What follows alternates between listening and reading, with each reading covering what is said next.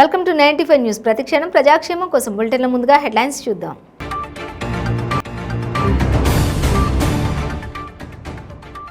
ఉప్పొంగుతున్న యమునా నది, వరద ప్రవాహంలో చిక్కుకున్న ఢిల్లీ నగరం.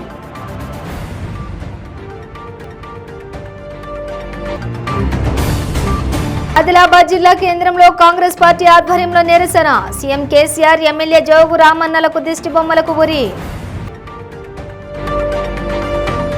హైదరాబాద్ అల్వాల్లో బీజేపీ నేత కిడ్నాప్ కలకలం. బీఆర్ఎస్ ఎమ్మెల్యే మైనంపల్లి హనుమంతరావు అనుచరులపై ఫిర్యాదు చేసిన భార్య. రాయలసీమ వనరులను జగన్ ప్రభుత్వం దోచుకుంటుందన్న పయ్యావుల కేశవ్. వైసీపీ నేతల కోసమే అసైన్డ్ భూముల రిజిస్ట్రేషన్ ప్రక్రియ అని ఆగ్రహం. ఇక డీటెయిల్స్ చూస్తే యమునా నది ఉప్పొంగి ప్రవహిస్తోంది. దీంతో ఢిల్లీ నగరం వరదల్లో చిక్కుకుంది. 45 ఏళ్లలో ఎన్నడూ ఎరగని వరదలకు దేశ రాజధాని వీధులు నదిలా మారాయి. లోతట్టు ప్రాంతాలే కాదు, ప్రధాన రోడ్లు, ఇళ్లు నీటిలో చిక్కుకున్నాయి. ఢిల్లీ సీఎం కేజ్రీవాల్ ఇళ్లు సైతం వరద నీటిలో చిక్కుకుంది. సివిఎల్ లైన్స్ ప్రాంతంలోని రింగ్ రోడ్డు మునిగిపోయింది. నీటి స్థాయిలు పెరుగుతుండటంతో వజీరాబాద్లోని వాటర్ ట్రీట్మెంట్ ప్లాంట్ను మూసేశారు.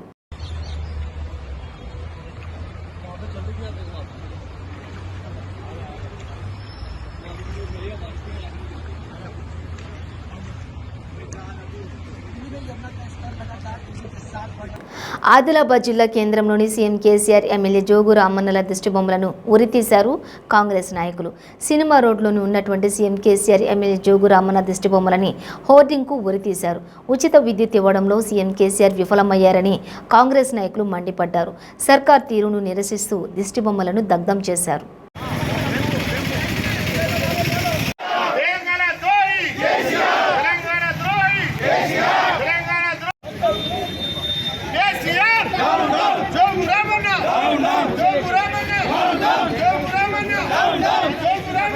హైదరాబాద్ అల్వాల్లో బీజేపీ నేత ముఖ్యర తిరుపతి రెడ్డి కిడ్నాప్ కేసు కలకలం రేపుతోంది.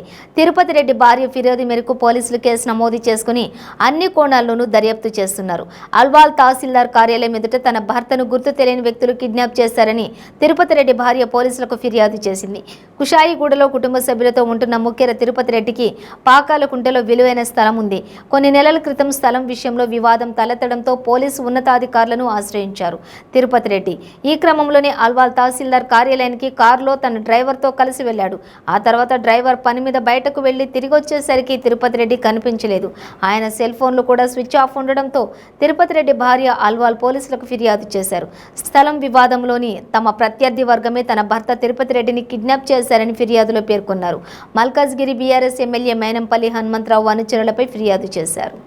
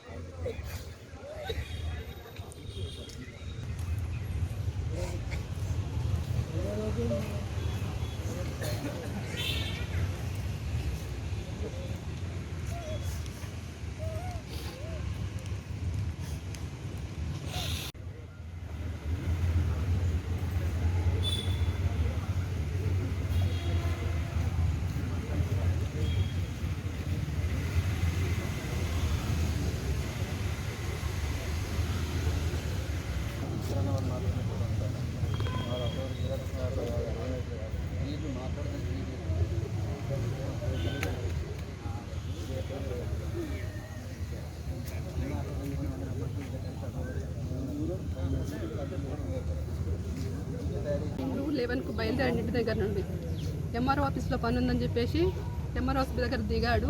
దిగి మా డ్రైవరు ప్లాట్ దగ్గరికి వెళ్ళి కరెంట్ బిల్ తీసుకురమ్మంటే తను వెళ్ళి వచ్చే వరకు తను లేకపోయేసరికి మళ్ళీ కాల్ చేశాడంట మా డ్రైవర్.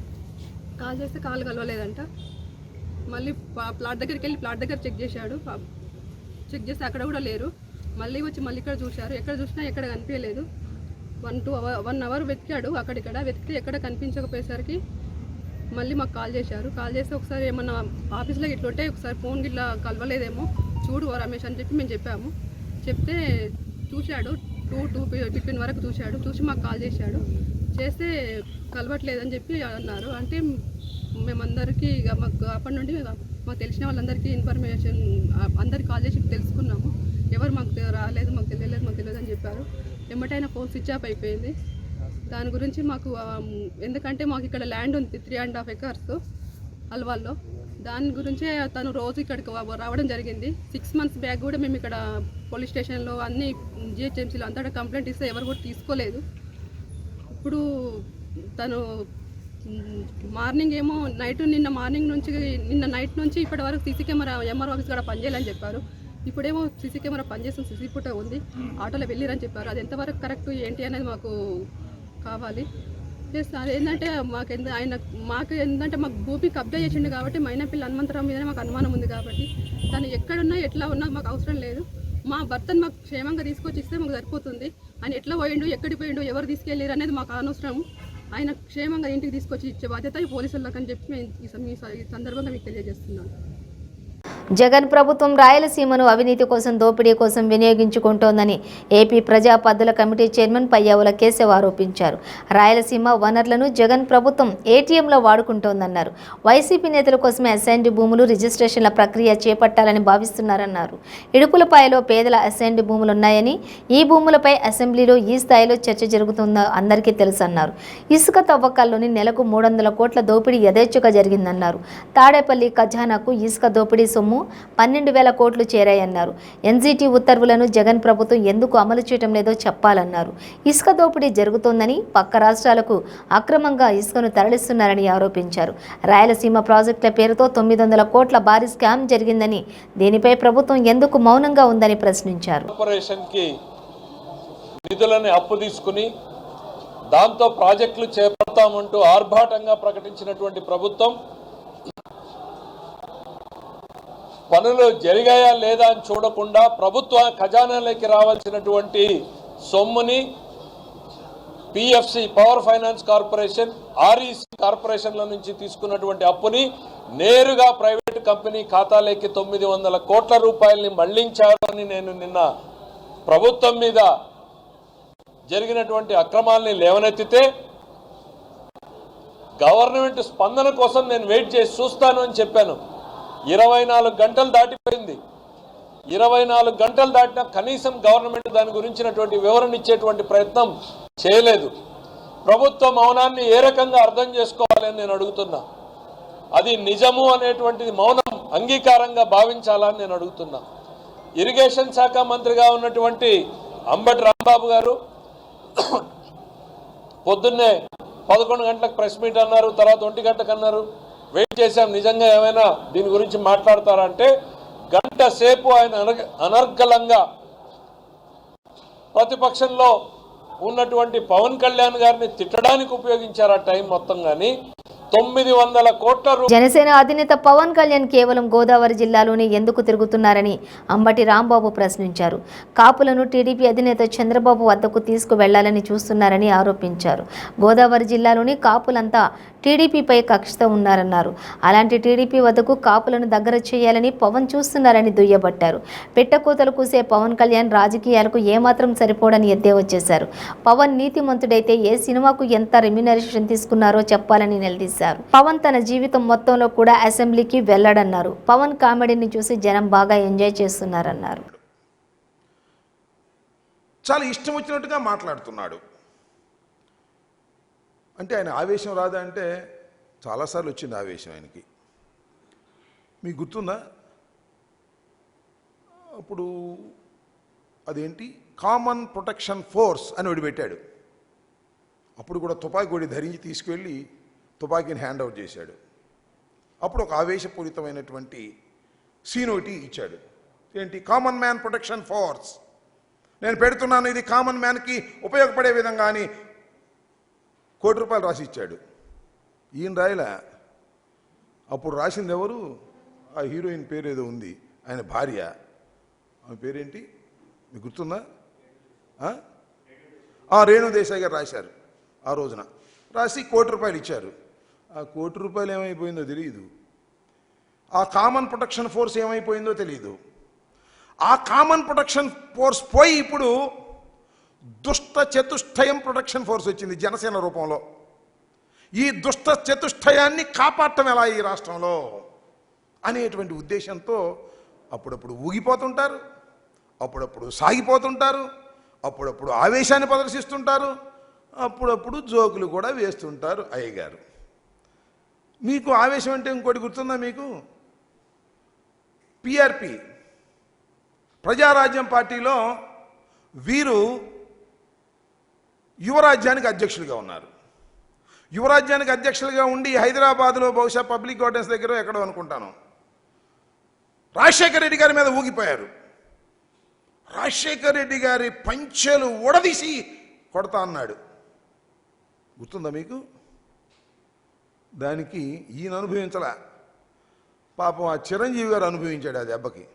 ఇంకా 2-3 సీట్లు వచ్చాయి.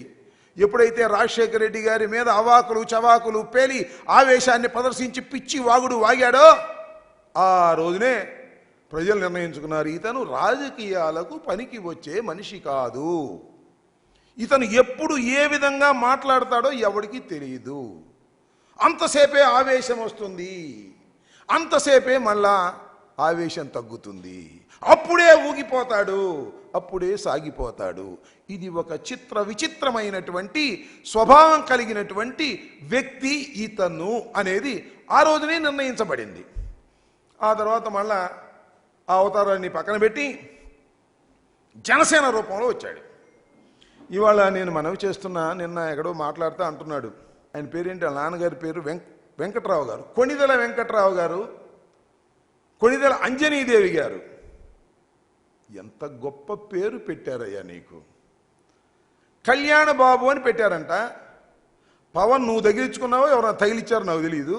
పవన్ కళ్యాణ్. అయ్యా నేను అడుగుతా ఉన్నా ఈ రాష్ట్రంలో ఉన్నటువంటి ప్రజానీకాన్ని, మిమ్మల్ని, పవనం అంటే ఏమిటి, కళ్యాణ్ అంటే ఏమిటి? గాలి కళ్యాణం. ఎంత సార్థక నామధేయుడు అయ్యావయ్యా పవన్ కళ్యాణ్ గారు. నిజంగా వెంకట్రావు గారు ఎంత భవిష్యత్తుని ఆలోచించి ఆ పేరు పెట్టాడు. అదేమంటే మా వెంకట్రావు మా నాన్నగారు చాలా హేతువాది అండి. ఎంత హేతువాది అంటే మా అమ్మ దీపారాజన అంటించుకుంటే దేవుడి దగ్గర ఆ దీపారాజనలో సిగరెట్ ముట్టించుకునే అంత హేతువాది అని చెప్పావు. నీ దుంపదేగ ఏమిటయ్యా నీకున్న తల్లిదండ్రుల మీద ఉన్న గౌరవం ఏమిటి నీకు అని అడుగుతా ఉన్నా. నువ్వు సంస్కారం గురించి మాట్లాడుతూ ఉన్నావు, మేము వినాల్సి వస్తుంది. వారాహి ఎక్కి మాట్లాడుతున్నావు, ఉభయ గోదావరిలో తిరుగుతున్నావు. అసలు ఉభయ గోదావరిలో ఎందుకు తిరుగుతున్నావు చెప్పు, నాకు అర్థం కాలేదు. This is the plan. ఒక పథకం. ఎవరి పథకం? దుష్ట చతుష్టయం యొక్క పథకం. ఉభయ గోదావరి జిల్లాల్లో మీ అందరికీ తెలుసుగా, సింగిల్ లార్జెస్ట్ ఎవరు ఉంటారు? కాపులు ఉంటారు. కాపుల్ని మచ్చిక చేసుకునేటటువంటి కార్యక్రమం, కాపుల్ని రెచ్చగొట్టేటటువంటి కార్యక్రమం. అన్నమయ్య జిల్లా మదనపల్లి టిప్పు సుల్తాన్ గ్రౌండ్ నందు అమ్మఒడి చెక్కులను పంపిణీ కార్యక్రమంలో ఎంపీ మిథున్ రెడ్డి, ఎమ్మెల్యే నవాజ్, జిల్లా కలెక్టర్ పాల్గొన్నారు. నాడు నేడు కింద పాఠశాల అభివృద్ధి ఎంతో గొప్ప కార్యక్రమమని రాష్ట్ర ముఖ్యమంత్రి వైఎస్ జగన్మోహన్ రెడ్డికి కృతజ్ఞతలు తెలిపారు. ప్రతిపక్షంలో ఉన్నప్పుడు జగన్మోహన్ రెడ్డి విద్యార్థుల సమస్యలను తెలుసుకున్నారని అన్నారు. ముఖ్యమంత్రి అయిన తర్వాత నాడు నేడు కింద పాఠశాలను అభివృద్ధి పదంలో తీసుకెళ్లిన ఘనత కూడా వైసీపీదే అన్నారు.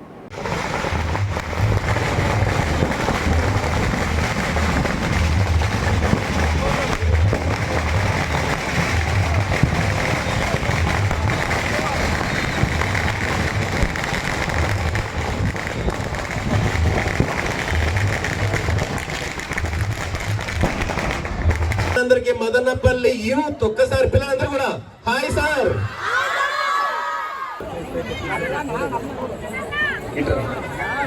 హృదయపూర్వక స్వాగతం సుస్వాగతం తెలియజేస్తున్నాం. శ్రీ వెంకటరెడ్డి గారు కేపీఎం హుడా చైర్మన్, వారికి కూడా ఆత్మీయ స్వాగతం.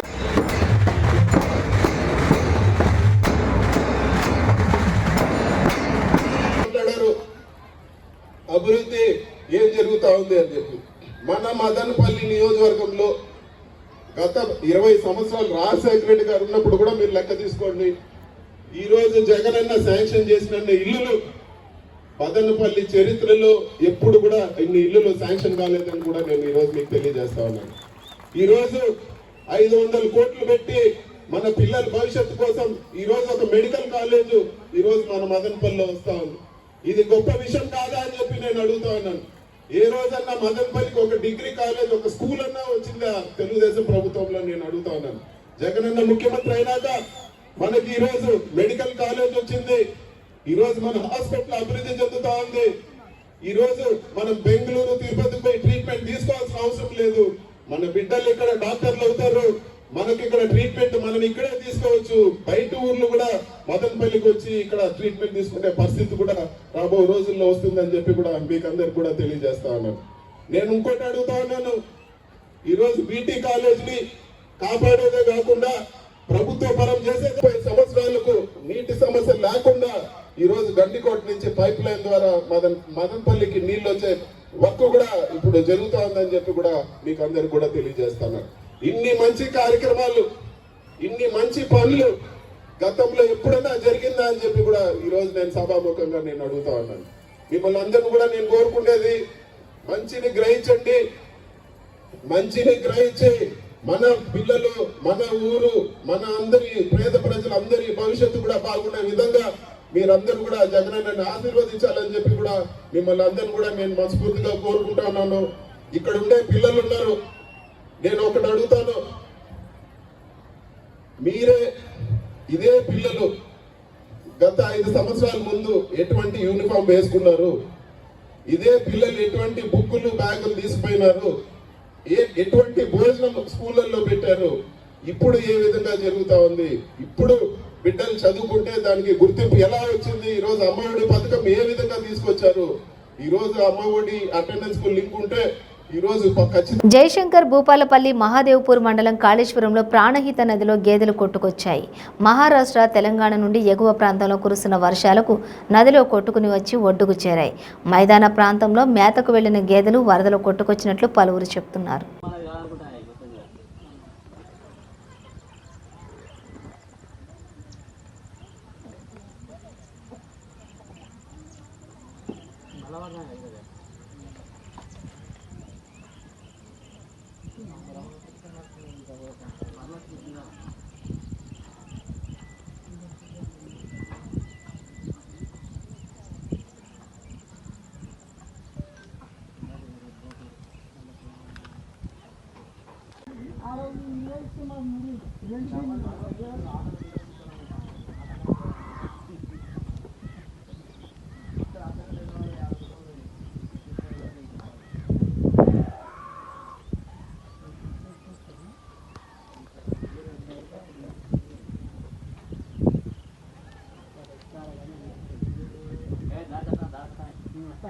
ఒడ్డు పడతాయి ఖచ్చితంగా. అన్నిటి కనబడ్డాయి, అన్నిటికి బండలు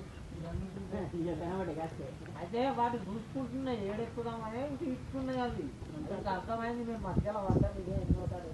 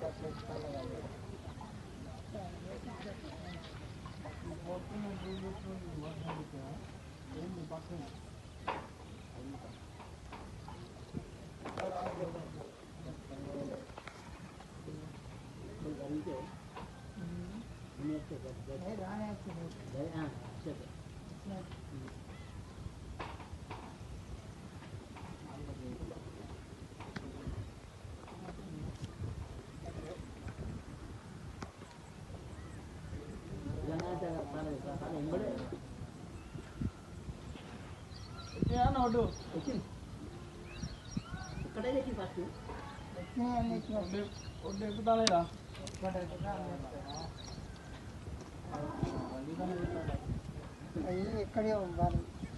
కిషన్ గారే మంగళ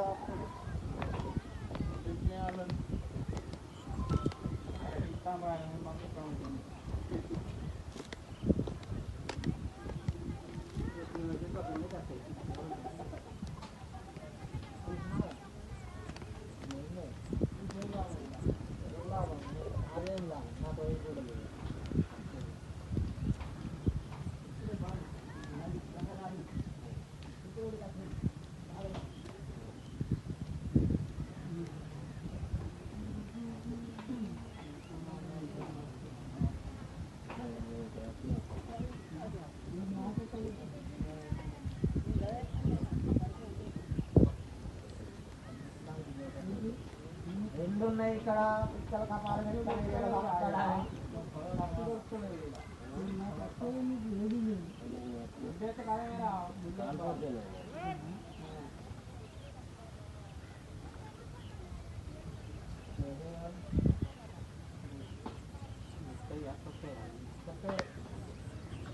విశాఖ గురజాడ కళాక్షేత్రంలో మెప్మా మార్కెట్ను టీడీపీ చైర్మన్ ఉమ్మడి విశాఖ జిల్లా రీజనల్ కోఆర్డినేటర్ వైవి సుబ్బారెడ్డి ప్రారంభించారు. అనంతరం మీడియాతో మాట్లాడిన సుబ్బారెడ్డి పంచకర్ల రమేష్ బాబు పార్టీకి రాజీనామా అంశంపై స్పందించారు.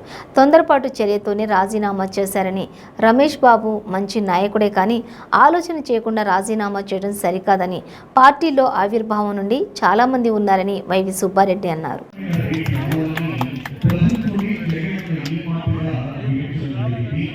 ప్రతి మున్సిపాలిటీలో వారానికి 2 రోజులు కౌంటర్ ఈ జగనన్న మెప్మా అర్బన్ మార్కెట్ కార్యక్రమం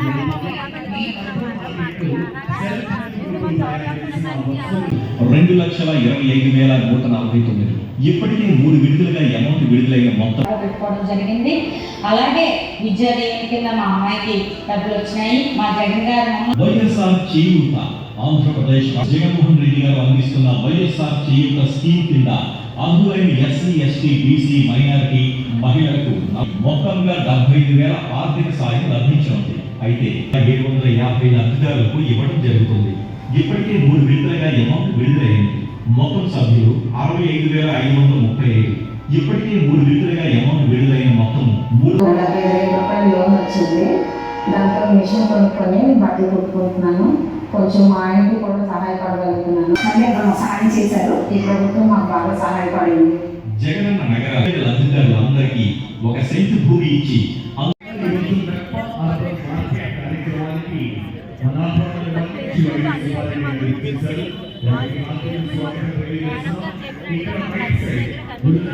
పథకం బీసీ, ఎస్సీ, మైనార్టీ, ఎస్టీ మహిళలకి వాళ్ళ కాళ్ళపై వాళ్ళు నిలబడటం కోసం ఏ విధంగా అయితే ప్రతి సంవత్సరం ఒక 18,550 రూపాయలు అంటే 5 సంవత్సరాల్లో 75,000 రూపాయలు వేసే కార్యక్రమం చేస్తున్నారు.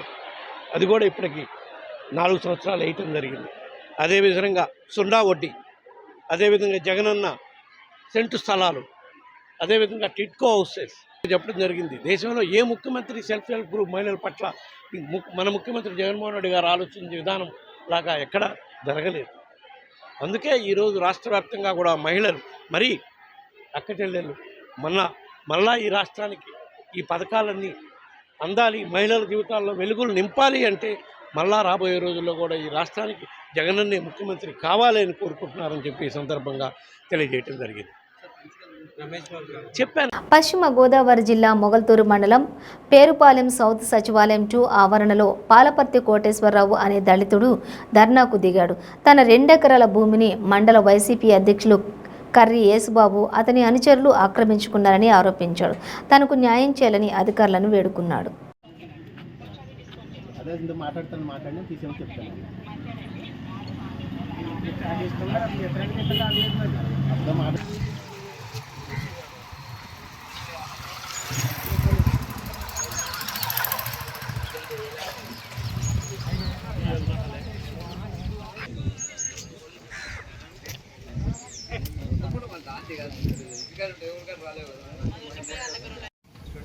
నా పేరు పాలపతి కోటేశ్వరరావు అండి. మొగల్తూరు మండలం పేరుపాలెం సౌత్ పంచాయతీ, అంబేద్కర్ కాలనీ. నేను ఒక దళితుడిని అండి. మాకు 2 ఎకరాల భూమి, మూలపాల్లో 2 ఎకరాల భూమి ఉన్నదండి. ఆ భూమిని వైఎస్ఆర్సీపీ నాయకులు కర్రీసుబాబు అనుచరులు ఆ భూమిని ఆక్రమించుకుని నన్ను రానుకోకుండా నానా ఇబ్బందులు పెట్టి నేను కోర్టుకు వెళ్ళానండి. కోర్టుకు వెళ్తే కోర్టు కాపీ డిక్లరేషన్ ఫారం మాకు ఇచ్చింది సార్. డిక్లరేషన్ ఫారం ఇచ్చిన తర్వాత జిల్లా కలెక్టర్ గారి దగ్గరికి సొంతంలో 2 సార్లు వెళ్ళాను సార్. జిల్లా కలెక్టర్ గారికి సొంతంలో 2 సార్లు పెట్టానండి. ఆర్డీఓ గారికి 1 సారి పెట్టానండి. ఎంఆర్ఓ గారికి 2 సార్లు తిరుగుతూనే ఉన్నానండి. సొంతంలో పెట్టి ఇంకా ఇప్పుడు వెళ్తాను తిరుగుతూనే ఉన్నానండి. తిరుగుతూనే ఉన్నా ఇప్పుడు వరకు పట్టించుకోలేదండి. పట్టించుకోవడం వల్ల నా 2 ఎకరాల భూమిని నాకు అప్పు చెప్తారని ఇంకా నేను తిరగలేక నేను ఇక్కడ పేరుపాలెం సెంటర్ సచివాలయం కాడ నేను ధర్నాకు కూర్చోవాల్సి వచ్చిందండి. ఏంటంటే నేను తిరగలేకండి, తిరిగి కాళ్ళు లేకపోతే తిరగలేక కూర్చోవలసి వచ్చిందండి. నా పొలం నాకు అప్పు చెబుతారని మీకు విన్నవించుకుంటున్నానండి. నా పొలం అప్పు చెప్పేదాకా నేను ఇక్కడ ధర్నా చేపడతాను, ఇక్కడే కూర్చుని ఉంటానండి. నా పొలం మట్టికి అప్పు చెప్పాలండి, అప్పు చెప్తారని నేను మనస్ఫూర్తిగా మిమ్మల్ని అడుగుతున్నాను.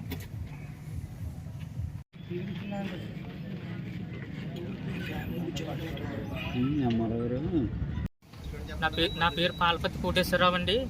మొగల్తూరు మండలం పేరుపాలెం సౌత్ పంచాయతీ, అంబేద్కర్ కాలనీ. నేను ఒక దళితుడినండి. మాకు 2 ఎకరాల భూమి, మూలపాలు 2 ఎకరాల భూమి ఉన్నదండి. ఆ భూమిని వైఎస్ఆర్సీపీ నాయకులు కర్రీసు బాబు అనుచరులు ఆ భూమిని ఆక్రమించుకుని నన్ను రానుకోకుండా నానా ఇబ్బందులు పెట్టి నేను కోర్టుకు వెళ్ళానండి. కోర్టుకు వెళ్తే కోర్టు కాపీ డిక్లరేషన్ ఫారం మాకు ఇచ్చింది సార్. డిక్లరేషన్ ఫారం ఇచ్చిన తర్వాత జిల్లా కలెక్టర్ గారి దగ్గరికి సొంతంలో 2 సార్లు వెళ్ళాను సార్. జిల్లా కలెక్టర్ గారికి సొంతంలో 2 సార్లు పెట్టానండి. ఆర్డీఓ గారికి 1 సారి పెట్టానండి. ఎంఆర్ఓ గారికి 2 సార్లు తిరుగుతూనే ఉన్నానండి. సొంతంలో పెట్టి ఇంకా ఇప్పుడు వెళ్తాను తిరుగుతూనే ఉన్నానండి. ఇప్పుడు వరకు పట్టించుకోలేదండి.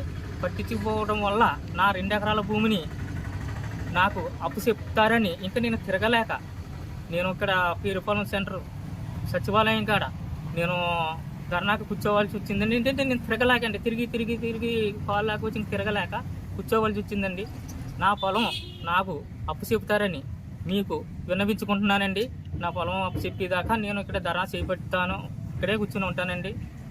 నా పొలం మట్టికి అప్పు చెప్పాలండి, అప్పు చెప్తారని నేను మనస్ఫూర్తిగా మిమ్మల్ని అడుగుతున్నాను. బులెటిన్ ముగించే ముందు హెడ్లైన్స్ మరోసారి.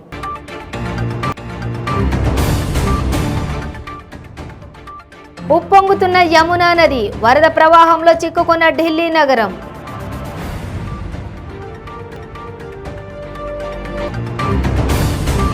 ఆదిలాబాద్ జిల్లా కేంద్రంలో కాంగ్రెస్ పార్టీ ఆధ్వర్యంలో నిరసన. సీఎం కేసీఆర్, ఎమ్మెల్యే జోగు రామన్నలకు దిష్టి బొమ్మలకు ఉరి.